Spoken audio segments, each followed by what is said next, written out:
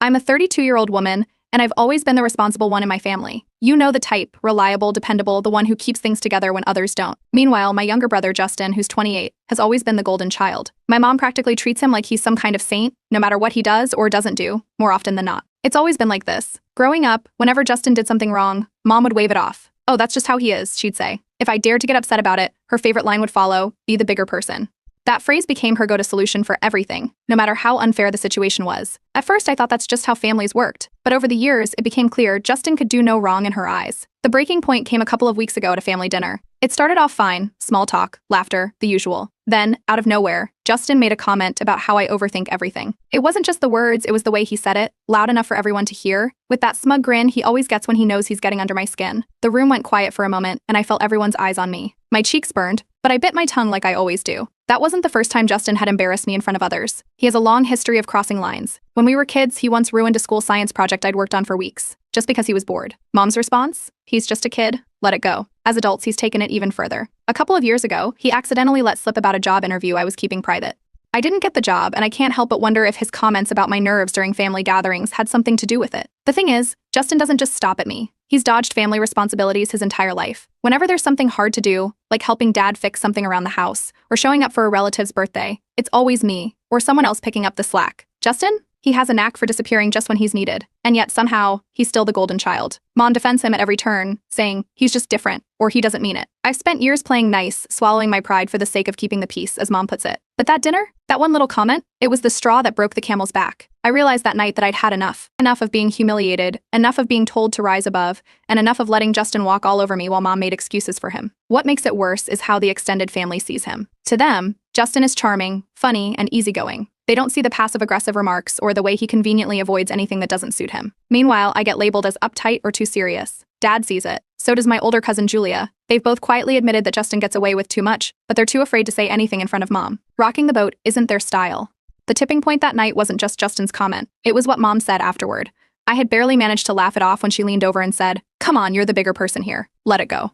That was it for me. It was like every time I'd been told to suck it up came rushing back all at once. I realized I was done playing the martyr. I spent the next few days reflecting on all the times Justin had crossed the line and how I'd let him get away with it. He'd taken credit for my ideas, embarrassed me in front of others, and even cost me opportunities, all while Mom stood by, telling me to be the bigger person. And for what? To keep the family dynamic intact? To avoid conflict? It was a dynamic that only seemed to benefit Justin. That's when I decided it was time to do something about it. I wasn't going to start a fight or cause a scene. That's not my style. But I needed to find a way to hold Justin accountable, to force him to acknowledge what he'd done. Not just to me, but to everyone who's had to pick up the pieces after him. For once, I wanted to see him apologize, genuinely apologize, and I wanted Mom to see it too. I didn't know exactly how I was going to pull it off, but I knew one thing for sure. I wasn't going to let things slide this time. Justin might be the golden child, but even golden children have to face reality eventually. And this time, I wasn't going to be the one to be the bigger person. Update 1. After that dinner, I decided to start setting boundaries. Not just with Justin, but with everyone who had been complicit in letting him get away with his behavior. It began with small steps. The next morning, Justin casually messaged in our family group chat, making a joke about the previous night. He framed it as if his comment about me overthinking everything was just harmless fun, like it hadn't humiliated me in front of the entire family. This time, I didn't brush it off. I responded calmly, pointing out that his remark had been uncalled for. Justin reacted the way I expected, laughing it off with a series of relax. It's not that deep messages. The family chat went quiet after that. I could almost imagine the awkwardness on their faces as they read the exchange. Justin was used to me letting things slide. When I didn't, he seemed thrown off, but he didn't take it seriously. He probably assumed I'd get over it like always. Later that day, Mom called me. Her voice had that slightly exasperated tone she always uses when she's about to tell me to be the bigger person. She started in on how I should let the whole thing go for the sake of family unity. "You know how Justin is," she said. But instead of arguing, I simply told her I wasn't willing to ignore it anymore. I kept my tone calm and firm. There was a pause on her end, like she didn't know how to respond. I think she expected me to either argue or give in, but I did neither. That was my first small victory. A few days later, I learned there was a family dinner coming up at my aunt's house. It was one of those semi-regular gatherings where everyone shows up, cousins, uncles, family friends. These events were Justin's playground. He thrived on being the center of attention, charming everyone with his jokes and stories. I decided this was where I'd make my move. Before the dinner, Dad pulled me aside while I was visiting him and Mom. He told me he had noticed Justin's behavior and that I wasn't wrong to call him out. He admitted he hadn't spoken up before because he didn't want to cause tension, but he promised he'd back me up if things escalated. Hearing that gave me a quiet sense of relief. For once, I wouldn't feel completely alone in this. Meanwhile, Justin was his usual self, acting like nothing had happened. I overheard from my cousin Julia that he'd been joking behind my back, saying I was on one lately and would cool off eventually. He wasn't taking any of this seriously, and that only solidified my resolve. I stopped engaging with him entirely in the lead up to the dinner. No sarcastic replies, no frustrated comebacks, just silence. It clearly unsettled him. At one point during a casual family meetup, he tried baiting me with a snide comment about how I'd been too busy for the family group chat. I just smiled politely and walked away. His smirk faltered, but he didn't push further. That moment told me I was on the right track. The day of the dinner arrived, and the house was buzzing with chatter and laughter. As expected, Justin was in his element, making jokes and basking in the attention. I played it cool, chatting with cousins and catching up with family I hadn't seen in a while. At one point, my aunt leaned in and quietly told me she'd noticed how Justin treated me over the years. "I've always thought you handled it better than I would," she said. That gave me a little extra confidence. When dinner was served, I made my move. The conversation naturally shifted to family memories, and I casually brought up the last dinner. I mentioned Justin's comment, framing it as a lighthearted question. "Hey Justin, remember when you said I overthink everything? What did you mean by that?" The table went quiet. Justin blinked, clearly caught off guard. He tried to laugh it off, saying I was making it a bigger deal than it was. But I didn't let it slide. I calmly asked if he thought it was okay to make personal remarks at someone else's expense. The atmosphere turned tense. Justin stammered, trying to downplay the situation, but his usual charm wasn't working. Mom looked uncomfortable, shifting in her seat. A few of my cousins avoided eye contact, while others looked like they were waiting to see how it would play out. Justin finally muttered a half-hearted apology, something about not meaning anything by it. It was insincere, but it was a start. I accepted it gracefully, not wanting to escalate things further, but I think everyone could tell I wasn't completely satisfied. The awkward silence hung in the air for a few seconds before someone quickly changed the subject. Still, the damage was done. Justin had been forced to apologize in front of everyone, a first, as far as I could remember. And for once, I didn't feel like the one who had to swallow her pride. Update 2. The aftermath of the dinner unfolded faster than I expected. The next morning, Mom called me, and I could tell from her tone she was furious. She didn't waste any time before accusing me of making a scene the night before. According to her, my little comment about Justin's behavior had embarrassed the family. She didn't mention Justin's actions leading up to it, just that I had overstepped by bringing it up in front of everyone. I stayed calm. I reminded her of all the times Justin had embarrassed me, hurt me, or caused problems for others, and how she always brushed it off. She didn't like that. She tried to argue, but I could hear her hesitation. I wasn't yelling, I wasn't angry, I was just laying out the facts. When she realized I wasn't backing down, she hung up with a frustrated, "We'll talk about this later." Apparently, Justin didn't waste any time either. Over the next couple of days, I started hearing from cousins and aunts, all with variations of the same message: "What's going on with you and Justin?" Turns out he'd started a campaign to make himself look like the victim. He told them I had been acting out lately, and that I was trying to create drama in the family. He even brought up old childhood incidents, twisting the stories to make it seem like I'd always been the difficult one. Not everyone bought it, though. A couple of cousins messaged me privately to say they'd noticed Justin's behavior for years and thought it was about time someone called him out. Others, though, clearly believed him, or at least didn't want to get involved. The family was splitting into quiet factions, and it was obvious at our next casual meetup. Conversations felt strained, and people avoided bringing up the dinner entirely. The real shock came from Dad. At a small family gathering, someone made an offhand comment about how touchy things had been lately. Before I could say anything, Dad spoke up. He calmly told the room that Justin's behavior had been unacceptable for years and that I was right to call it out. You could have heard a pin drop. Justin froze, looking like he'd just been slapped, and Mom's face went pale. She tried to laugh it off, but Dad didn't let her. "It's time we stopped pretending like this isn't a problem," he said. For the first time in years, someone had publicly stood up for me, and it wasn't just anyone, it was Dad. Justin's response was as dramatic as you'd expect. He stormed out of the room, muttering about how no one in the family appreciated him. Mom went after him, leaving everyone else in an awkward silence. Later, I heard from Julia that Justin had gone on a rant to her about how I was ruining his life and turning the family against him. She told me it was ridiculous, but it still stung knowing he was escalating things instead of owning up. Mom doubled down, of course. She called me again a few days later, this time with an almost pleading tone. "Justin didn't mean it like that," she said. "He's just feeling overwhelmed right now." She even brought up some financial struggles he'd been having, as if that excused his behavior. When I didn't budge, she got defensive. "You're blowing this out of proportion," she snapped. "Do you really want to break up the family over this?" That was my breaking point. I told her, as calmly as I could, that I wouldn't be attending any more family gatherings unless Justin apologized, and not just some muttered, insincere apology like the one at the dinner. It had to be genuine, and it had to include acknowledgement of what he'd done. If that didn't happen, I was done. Mom didn't take it well. She accused me of being dramatic, selfish, and a host of other things I've heard 100 times before. But I didn't back down. Word of my ultimatum spread quickly. Some family members were shocked. Others quietly reached out to say they understood. A few even shared their own stories of Justin's behavior over the years. One cousin told me about a time Justin had sabotaged a project they were working on together and never apologized. An uncle mentioned how Justin had borrowed money from him and never paid it back. It seemed like once the floodgates opened, everyone had something to say. Justin, of course, tried to spin it. He called me one evening, claiming he wanted to fix things, but it quickly became clear it was just another manipulation attempt. His apology was filled with backhanded comments like, "I'm sorry if you felt hurt, and I guess I didn't realize you were so sensitive." I ended the call before he could finish. If anything, that fake olive branch just made things worse. Mom wasn't done either. She called me one last time with an ultimatum of her own. "Either you let this go, or you're going to tear this family apart." I responded with my own, no real apology, no relationship. She didn't take that well, but I think it finally sank in that I wasn't going to cave this time.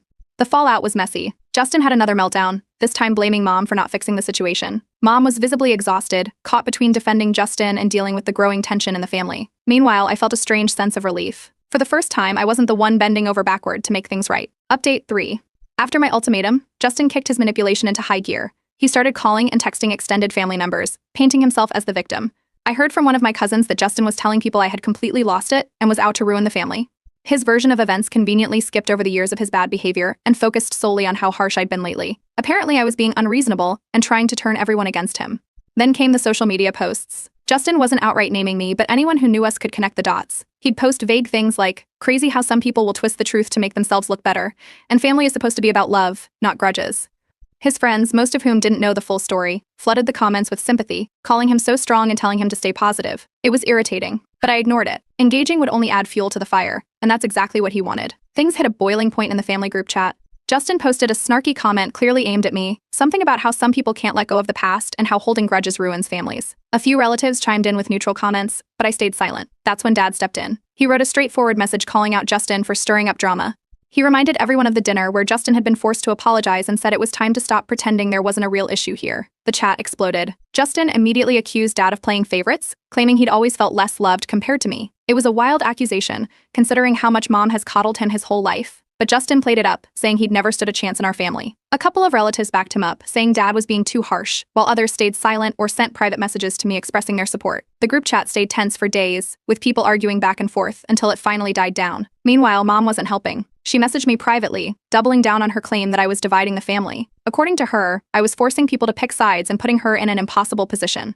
She couldn't see, or wouldn't see, that Justin's actions were the root of the problem, not mine. When I pointed this out, she got defensive and accused me and Dad of ganging up on Justin. It felt like a losing battle until our next family dinner. My aunt, the same one who had quietly supported me before, finally spoke up. Justin was telling some story about how he'd been misunderstood when my aunt interrupted him. She didn't yell or get angry. She just calmly pointed out how often Justin seemed to misunderstand people, and how convenient it was that it always left him looking like the victim. The room went silent. Justin's face turned red, and for a moment he was completely thrown off. Then he mumbled something about not wanting to argue and stormed out of the room.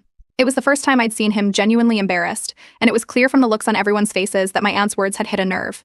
After that dinner, more relatives started reaching out to me. Some shared stories of their own experiences with Justin, how he'd borrowed money and never paid it back, or how he'd bailed on commitments and left them to pick up the slack. It seemed like once someone else had the courage to speak up, the floodgates opened. The narrative was starting to shift, and Justin was losing the control he'd always had over family dynamics. But Justin wasn't done. He hosted a small gathering with mutual family friends, and from what I heard, he used it as a stage to air his grievances about me. He framed me as bitter, jealous, and out to punish him for no reason. A couple of family friends even called me afterward to ask what was going on. I calmly explained my side of the story and made it clear that I wasn't interested in bad-mouthing Justin, but was simply standing up for myself after years of his behavior. I think my refusal to engage publicly frustrated Justin even more. By this point, family lines were clearly drawn. Some relatives were avoiding gatherings altogether, while others quietly showed their support for me. The tension was impossible to ignore. That's when Mom decided to arrange a peace talk at her house.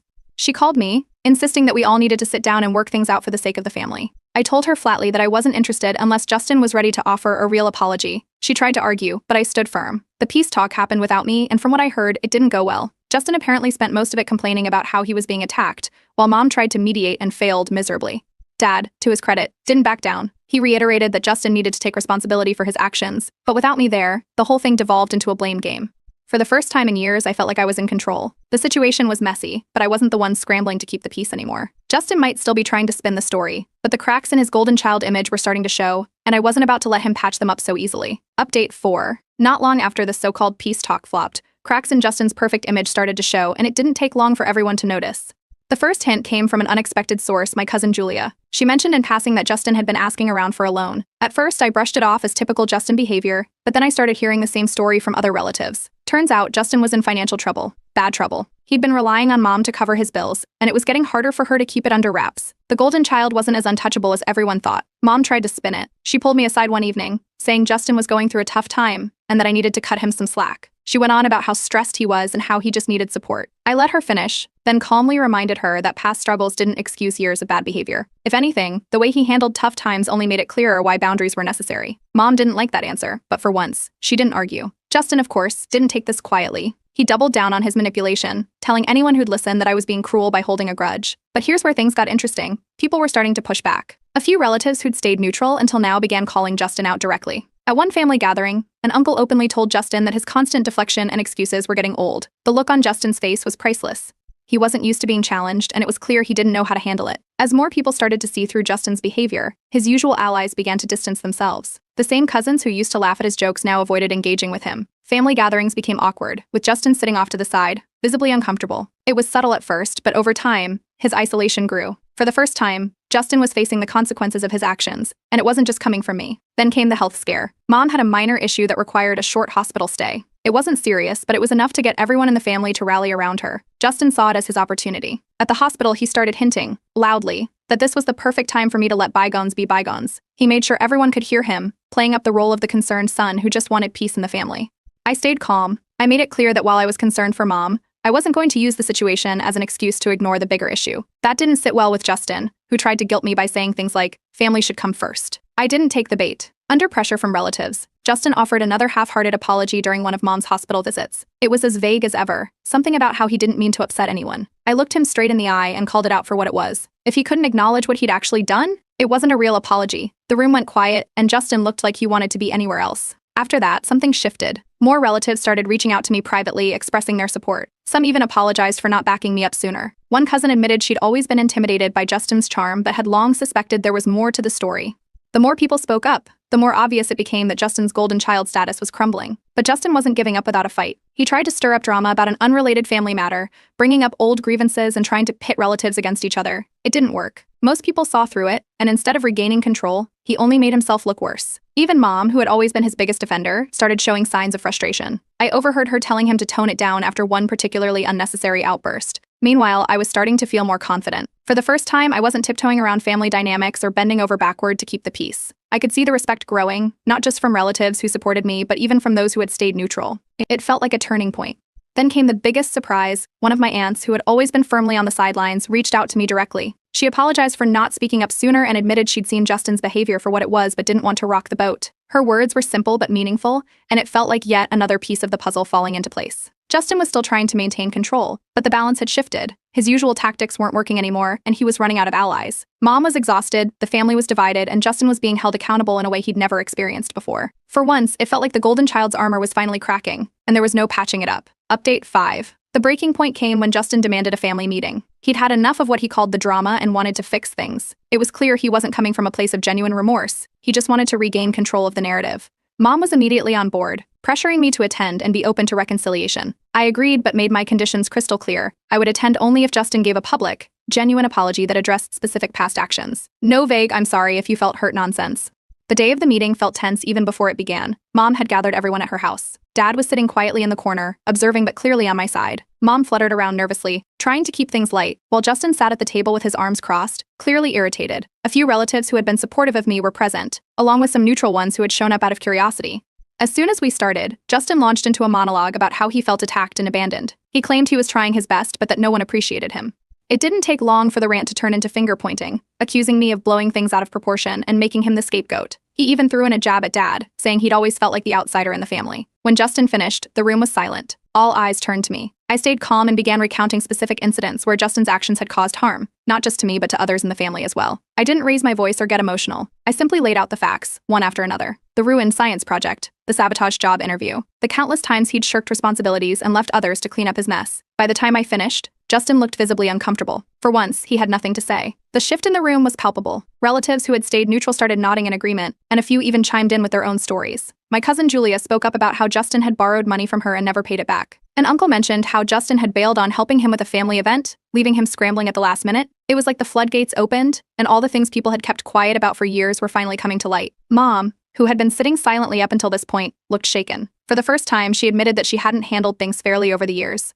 She said she thought she was keeping the peace by asking me to be the bigger person, but now she realized she'd only been enabling Justin's behavior. It was a reluctant admission, but it was a start. Under pressure from the entire room, Justin finally broke. He had a meltdown, accusing everyone of ganging up on him and claiming he'd always been the black sheep. But this time, no one let him off the hook. Even Mom, his staunchest defender, told him he needed to take responsibility for his actions. Justin, cornered and out of excuses, offered a tearful apology. It wasn't perfect, but it was genuine enough to feel like progress. He acknowledged the hurt he'd caused and admitted that he'd taken advantage of the family's patience. I accepted his apology but made it clear that rebuilding trust would take time. This wasn't about holding a grudge, it was about ensuring that the cycle of enabling and excuses stopped for good. Justin nodded, and for once, he seemed to actually mean it. Over the next few weeks, Justin made small but meaningful gestures to repair the relationship. He apologized to Julia for not repaying her and set up a plan to pay back what he owed. He offered to help our uncle with an upcoming family event. He even reached out to me privately to apologize again, this time without any prompting or witnesses. It felt like he was finally starting to take accountability, not just for my sake but for himself.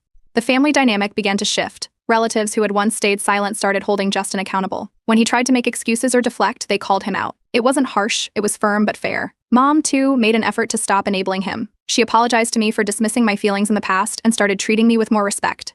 Dad remained a quiet but steady source of encouragement. He never made a big show of taking sides, but his support was clear in the way he backed me up during family discussions and subtly encouraged Justin to keep making amends. As for Justin, he started showing signs of genuine growth. He still had a long way to go, but the effort was there. He apologized to other family members he'd hurt and started showing up for responsibilities he would have ignored in the past. He even admitted, during a casual conversation, that he'd been too wrapped up in his own world to realize how much damage he was causing. Things aren't perfect, and they might never be. But for the first time, I feel like there's a sense of fairness and respect in our family. I'm no longer the one carrying the burden of keeping the peace, and Justin is finally learning what it means to be accountable. It's not the ending I expected, but it's one I can live with, and that feels like a victory in itself.